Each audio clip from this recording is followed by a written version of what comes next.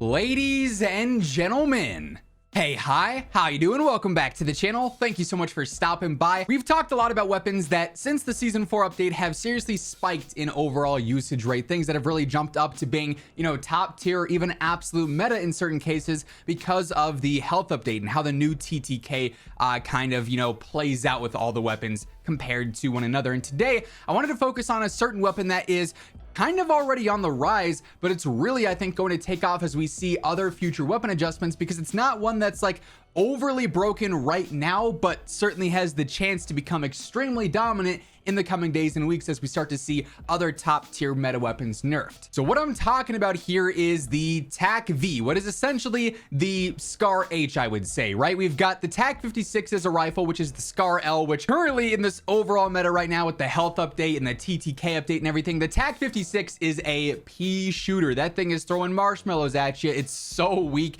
and has a terrible TTK. But then you upgrade to the SCAR H or the TAQ-V here and it changes completely. This thing is a beast, and quite frankly, I would say this is probably, even though obviously it's the SCAR from MW 2019 and Warzone 1, I would say its closest comp really is like the AMAX, the prime AMAX from back in the day in Warzone 1, because it's difficult to use. There is a skill gap here involved with the recoil that is obnoxious. It's something you really have to learn, but once you get it down, it hits like a truck, just like the AMAX did back in the day. Very reminiscent of that, you could say. Now, we are here on True Game Data. We're going to be breaking down the stats here and showing off just why this weapon is good statistically. Then I want to break down a couple of different setups for you guys to give you some things to experiment with and see if you can find some success with this gun. But a couple of close comps here. Mainly I'm basing this off of popularity and pick rate with the other top tier meta weapons. Lockman 762, obviously another battle rifle, one that we've talked about previously for being very, very dominant. The RAL, which we know is the king of the TTK. HCR really has risen since season 4, and the M13 is the best rifle in terms of those stats. And if we scroll down, we're looking at 300 health as always, so full base health, full plates, and of course combination shots. I see a lot of people base their stats off of chest TTK, but if you did that, you'd see just how much the graph is different. So combination shots is how you have to base your stats here, because you're never hitting every single shot to the chest or every single shot to the head. But when we do so, we get a pretty interesting graph here, right? Initially, something that stands out to me is just the gap that the Lockman 762 and the M13 have versus the HCR, the TAQ-V, and the RAL, past basically 39 meters. These are fast TTK weapons for these ranges in the Lockman 762 and the M13. They are not even close to the RAL, the TAQ-V, and the HCR. But obviously our orange line here is our TAQ-V, and curiously enough, it right out of the gate for the first 31 meters, that's the initial damage range there, absolutely frying. Its only comp there is the HCR, but obviously the HCR is much slower and much heavier, and we'll talk about those stats here in just a bit. But its initial damage drop off really not all that harsh at 31 meters, and then it doesn't actually have a second damage drop off with combination shots, essentially similar to how the RAL is just like sort of a through and through, it slowly falls off over time. That's the TAQ-V past 31 meters, but it's just a lot more aggressive. And this difference in TTK here, the RAL being 908, the TAQ-V being 930, that's kind of a negligible difference in game when you factor in accuracy. Each of these guns is obviously very bouncy, has a lot of recoil you have to deal with, so it's truly a factor of, can you master this gun before the other player does? And each of these are doable, right? You spend some time in the firing range, you learn those recoil patterns, you're going to be good to go, and then they're going to absolutely dominate. And the RAL, obviously right now, is kind of on everyone's radar. We know this thing is a monster when it comes to TTK, and it's been the #1 long-range TTK gun in the game since launch. This is one that's probably well overdue for a nerf. The TAQ-V, on the other hand, still has that same skill gap, but it's not being as used and abused, I guess you could say, as the RAL, so not so much due for a nerf. The RAL's damage gets nerfed ever so slightly. The TAQ-V becomes the clear and obvious king for long-range TTK, but TTK is not the only factor here with these weapons that we're comparing it against.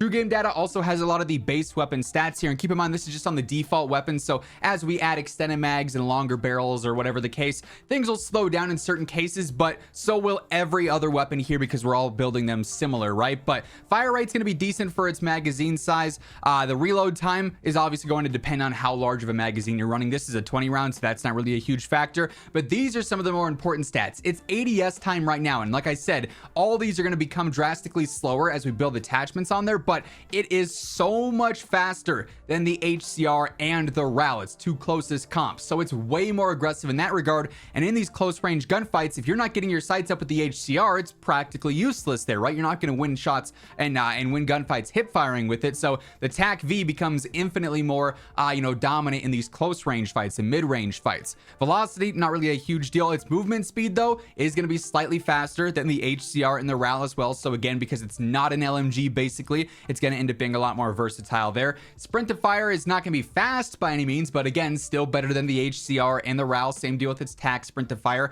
Its ADS movement speed is much faster than them. Its overall sprint speed's a tad bit faster than them, and same deal with the TAQ sprint speed as well. So it's a pretty solid advantage that the TAQ-V has, being this strong with its TTK, but also not being nearly as slow as the HCR and the RAL and these other top tier LMGs. You could even throw in the Sakin, you could throw in the RAP. It's got a lot of standout pros here, with its real only con being the fact that it has a decent amount of recoil. Like I said, I want to break down the overall setups here to use a couple of options for you guys to try out and see which one you prefer. As we get into that, if you guys are new here, be sure to hit that sub button, turn on those post notifications every day. I got you covered with all things going on in COD. And if you enjoy this video, if you find it helpful at all, let me know by dropping a like on it as well. And of course, as I'm sure you've heard by now, my official Gamer Advantage bundle is out. It is a custom WhosImmortal times Gamer Advantage package. If you want to go all in, you can actually get yourself a pair of frames that have the tiger claw scratch marks sort of etched into the lens. They don't block your view or anything, but it's a cool little custom note. But if you just want to go straight up for the accessory pack as well, that comes with what is basically the very first WhosImmortal merch, I guess you could say, with the Iron Tiger logo on there. You get a nice little cleaning cloth. You also get a sticker as well. Cool little custom package there. If you throw in code Immortal at checkout, that'll also get you a little bit of an extra discount on your order. So link for that will be down in the description below. All that stuff is only available until it sells out. So this first initial setup here is one that we just covered in our general overpowered loadouts video, right? And this is, I think, the more standard and universal base setup. It's going to have a bit more recoil, but it's going to be a little bit more versatile at the same time as well. A little bit more similar to what you'd expect for most standard Warzone 2 meta builds. So initially here, it's whatever optic you are the most comfortable with, whether that's a hollow sight, an aim op, a red dot, you name it. Use what you're the most comfortable with. Tune for that furthest eye position in that faster ADS. Now, as I mentioned, recoil, recoil, recoil. That's what we're focused on attacking here. Combat rear grip is going to focus straight up on better recoil control. That's a huge bonus. We're tuning for the better stability and steadiness there. Now, the 50 round drum I feel like is also kind of necessary here. The default mag is 20 rounds. That's not even viable in solos hardly. 30 is barely viable outside of solos. 50 you kind of have to be running here. It's a little bit slower, but it is what it is.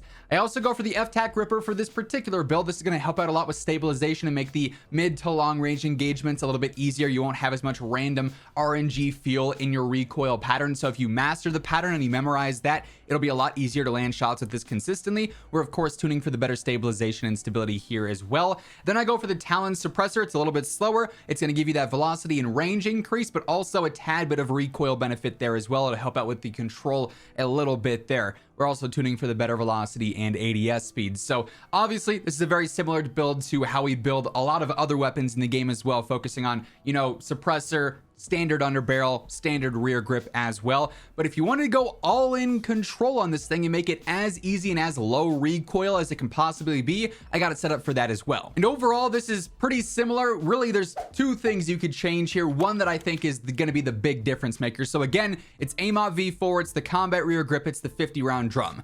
The underbarrel and the muzzle are what you want to focus on. Now, I still think Ripper is probably the go-to just because stabilization is so important in the mid to long range fights.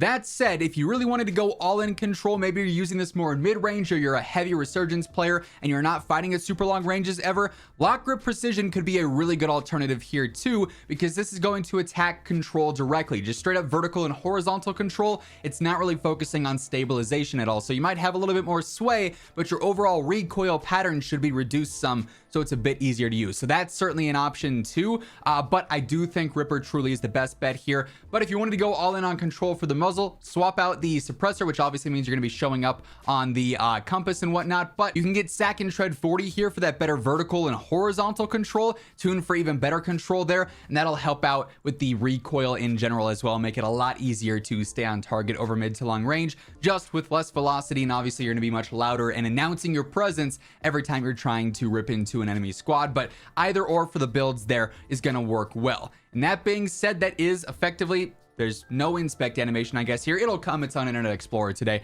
That is essentially the next broken meta. This gun is in line to just take over Warzone here, and honestly, even right now, is dominant in the right hands. That's going to wrap things up, though. If you enjoyed the video, let me know by dropping a like on it, and if you're new here, feel free to hit that sub button, turn on those post notifications to always stay up to date with all things going on in COD.